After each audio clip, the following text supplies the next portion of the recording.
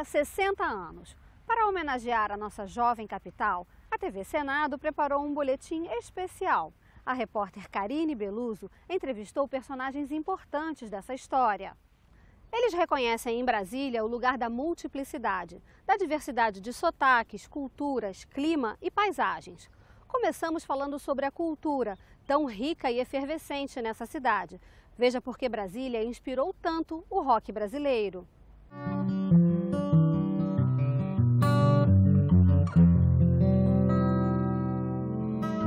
Baixa umidade em metade do ano. Frio, calor, chuva e sol, tudo no mesmo dia. Quem vem de outras regiões para Brasília estranha esse clima típico do Cerrado. Não foi diferente para o guitarrista e vocalista da Plebe Rude, Felipe Seabra. Felipe, como é que foi a sua chegada aqui em Brasília? Quais foram suas primeiras impressões? Foi em janeiro de 76, vindo diretamente dos Estados Unidos, né, que eu nasci lá, né? E eu não sabia uma palavra de português. E tudo parecia estranho, né? A cidade, tudo árido, assim. Foi um choque tanto, viu? Mas engraçado sempre é com a política enraizada, né? Meu pai já trabalhava para o governo lá nos Estados Unidos, aí chego aqui e meu avô era deputado federal. Eu só comecei a me sentir brasiliense, e isso mudou tudo para mim, quando eu conheci a famosa turma, né? Eu conheci o André, né, que me convidaria anos depois para entrar na Plebe, o André Petróleo, do aborto elétrico, o Ico, Ouro Preto do aborto, o próprio Renato Russo, quer dizer, Renato Manfredini na nossa época, né? Os adolescentes, ainda anônimos, iam se descobrindo junto com a cidade, que também tomava forma. E a maneira de fazer política aliada à censura da época alimentou os meninos fãs do rock que queriam se expressar. Bem, a inspiração, assim, claro que vem de todos os lugares, mas... por ser em Brasília, é tão único, sabe, essa experiência. Por exemplo, voltando uma vez, né, de uma viagem com minha turma do colégio, né, o ônibus foi parado na entrada da cidade, subiram de metralhadora na nossa cara. Só que aquela noite, né, a gente tinha esquecido que estava de férias, estava sendo votada a emenda Dante de Oliveira, que perdeu no Congresso por 22 votos. Né? Para quem não lembra, era direta já. E aí eu já estava com uma música em ebulição, não sabia exatamente o que fazer com ela, e era isso aqui, ó, né? Será verdade? Será que não? Nada do que eu posso falar. E tudo isso na sua proteção, nada do que eu posso falar. A PM na rua, a Guarda Nacional, nosso medo, sua arma, a coisa não tá mal. A instituição está aí na nossa proteção. O que leva uma criança de 16 anos, né, um pré-adolescente, né, a escrever uma música dessa, cara, só estando em Brasília mesmo, sabe? Então essa era a maneira que a gente conseguiu encontrar. A Plebe Rude se apresentou ao Brasil quase que se desculpando.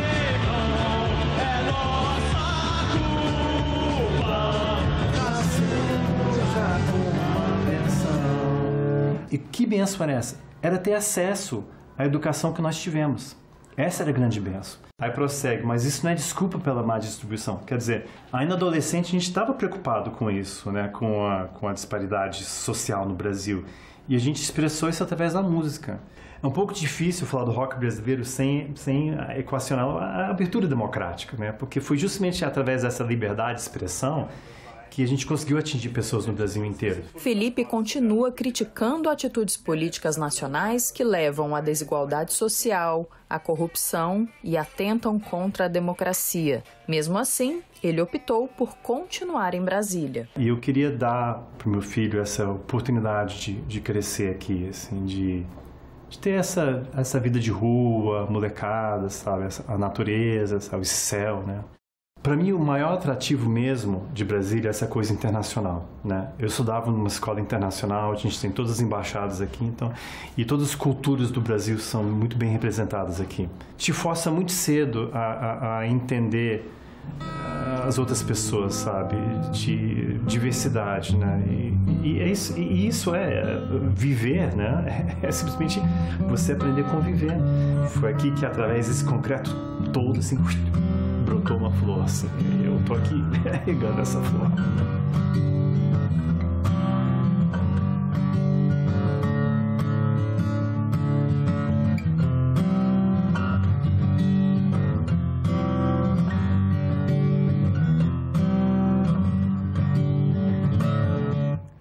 Nosso segundo protagonista é um arquiteto pioneiro que participou da construção de Brasília.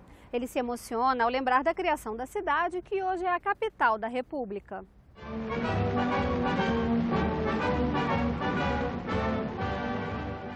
A ideia de transferir a capital do Brasil para o centro do país já estava prevista na Constituição de 1891, pouco depois do sonho de Dom Bosco.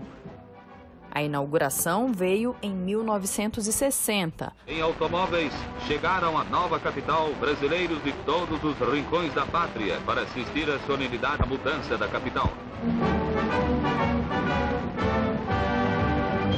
Nesse período, o arquiteto João Alcides Omar fez parte da equipe do urbanista Lúcio Costa. Eu era casado já, tinha 2 filhas, morava em Goiânia, aí vim para cá. Eu fui trabalhar como desenhista de terra de colonização. Comecei a minha carreira ali, como desenhista, depois fui chefe do setor de desenho, diretor. João Omar participou da projeção de importantes símbolos de Brasília, como as superquadras do plano piloto e a famosa W3. A primeira avenida implantada foi a W3, Sul. Lá tinha comércio, tinha órgãos do governo. Ao lado tinham as residências para funcionários da nova CAP. Eu tive uma casa dessa. A família morou também na Vila Planalto, região tombada como patrimônio histórico. Isso aqui era apoio de construção do Palácio da Alvorada e do Palácio do Planalto. A igrejinha da Vila Planalto é uma construção de madeira, como tradicionalmente eram todas as construções de Brasília. Assim como o Catetinho, por exemplo. Exato. Não, o Catetinho foi a primeira construção de madeira. Você ali não tinha um lugar para ficar. E esta foi a primeira casa construída em Brasília, o Catetinho. Nas viagens de inspeção às obras iniciais de Brasília, ali pernoitava o presidente da República. A gente confiava muito no presidente Kubitschek. Ele foi o norte da gente. Seu João, o senhor esteve presente na festa de inauguração da nova capital. Como é que foi a festa naquele dia? O que eu lembro foi um montão de gente que encheu aquela Praça dos Três Poderes. Eu não sabia, né, de onde saía tanta gente. Os pioneiros que trabalharam na construção de Brasília foram quase 80 mil. Mas poucos receberam esse diploma assinado por Juscelino Kubitschek. O presidente da República concede a João Alcides Omar a medalha da instalação do governo da República, considerando os valiosos serviços pelo mesmo prestado por ocasião da transferência da capital. Como é que é fazer parte dessa história? Como é que é ter participado da construção? Eu participei da criação de uma cidade que é a capital da República hoje. É muito importante isso. Eu chego a emocionar. Porque eu estou na história do Brasil.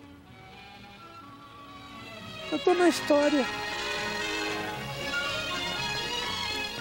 Nosso terceiro personagem ajudou a formar uma das maiores universidades do país, a UNB. A história desse engenheiro e professor aposentado é nossa forma de homenagear os educadores brasilienses.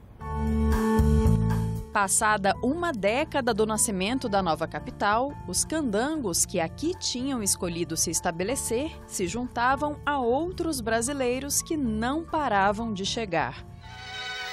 Brasília já existe. As famílias que para lá se deslocaram, hoje vivendo com simplicidade em um momento histórico, irão constituir amanhã a legião comovidamente lembrada dos pioneiros. Os primeiros homens e mulheres que deram ao Brasil os primeiros filhos de uma nova era.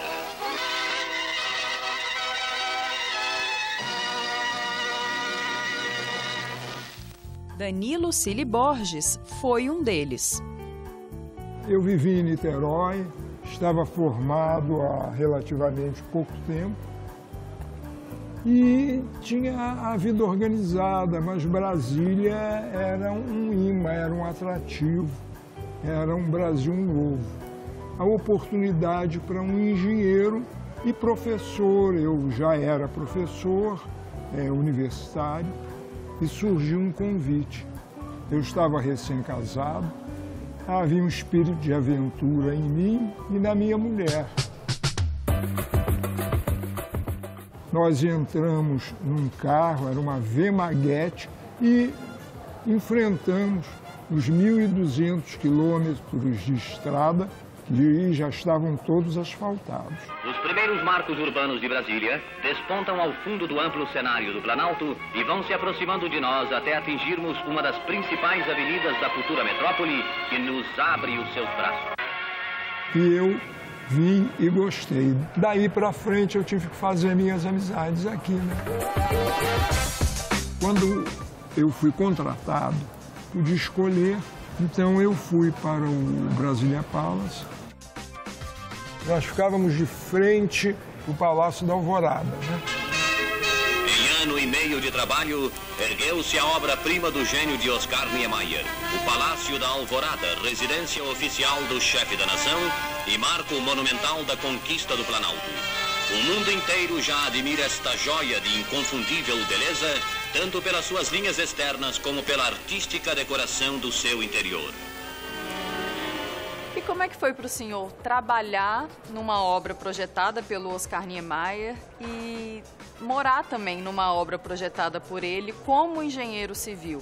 Eu acho que a gente, quando chega em Brasília, no fundo, tudo era Niemeyer e Lúcio Costa, né? No final, aquilo passa a fazer parte do seu dia a dia. Os arquitetos Lúcio Costa e Oscar Niemeyer. Ao primeiro, coube projetar e orientar as obras de urbanismo. Ao segundo, as obras de arquitetura. Os dois técnicos e artistas, justamente admirados em todo o mundo, compõem com linhas, volumes, cores e espaços a Sinfonia de Brasília. Enquanto o urbanismo ainda se desenvolvia nos anos 70, a cidade, como sede administrativa, continuava sofrendo com a repressão da ditadura militar. Foi um negócio terrível. Policiais aqui circulando. No meu entendimento, como velho professor, eu acho que tudo deve se discutir na universidade. Só não pode se excluir as pessoas de discutirem livremente. Foi também nessa década que o grande responsável por tornar realidade o sonho de transferir a capital e povoar o interior do país morreu em um acidente de carro. Quem nos colocou vendo esse Brasil foi o Juscelino, foi esse movimento que nos trouxe para cá. O senhor se sente parte dessa história, tem orgulho? Sou brasiliense. Os meus vínculos, as minhas ligações estão todas aqui. Até as emocionais, não é? Não tem, sou brasiliense de coração, só falta a praia. Mas eu também não quero que os oceanos subam para a gente ter uma praia ali em Alexandria de jeito nenhum, viu?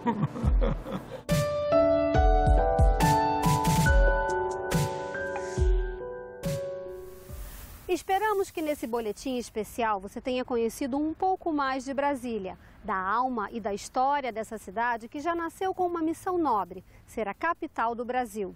Foi nossa homenagem aos 60 anos de Brasília. Que essa cidade tenha uma boa comemoração e uma longa história. Até mais!